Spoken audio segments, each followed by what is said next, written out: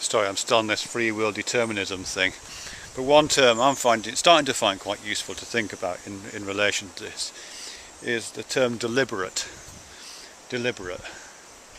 I suppose I just need a word that tries to inject a little bit of agency, or at least consciousness, into those terms, because free will is kind of overloaded with it for me, and determinism is completely deprived of any sense of agency.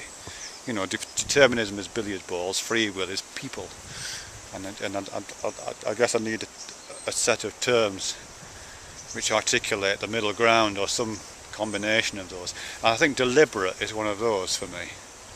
And I know it's not part of any kind of physical discourse or discourse of physics or any of those kind of things, but I think it is a part of a psychology discourse, and this is at least partially a discussion about psychology.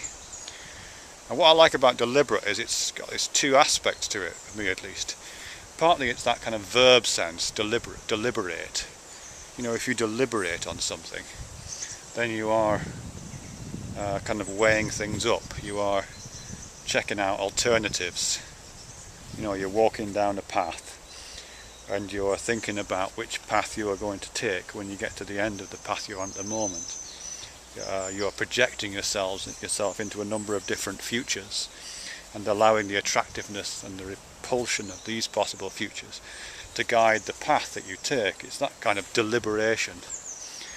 But at the same time, deliberate also means fully conscious, kind of.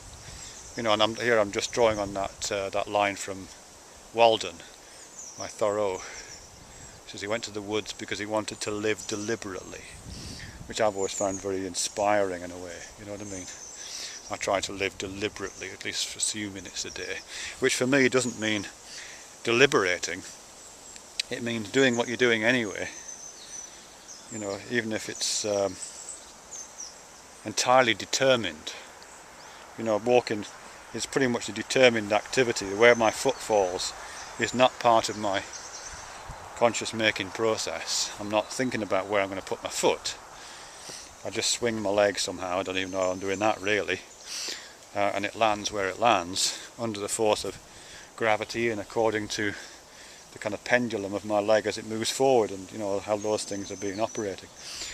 But even within that relatively deterministic system, I can be deliberate about it, or I can try to live deliberately in the action of walking.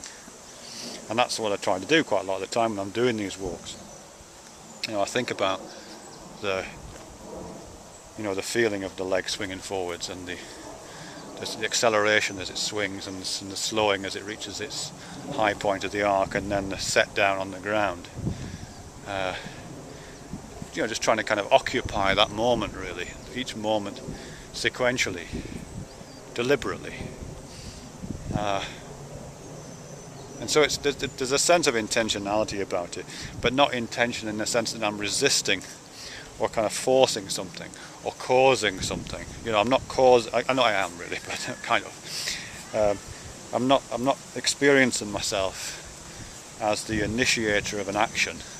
I'm experiencing myself as either the action itself, or as a kind of participator in that action, living deliberately, walking deliberately. So yeah, I just think that's a useful and quite odd double-edged term. There's something in it about deliberation, which is the weighing up and the preparation and the prognostications and predictions and attractions and repulsions of possible futures. There's something of that going on, which I think is actually what's going on when I'm walking, except it's not doing it consciously. But there's also the other aspect, there's the flip side of deliberate, which is the I don't know how to say that. Oh God, it's something about, you know, being determined, being in the determined moment. God, I sound like a new age mystic.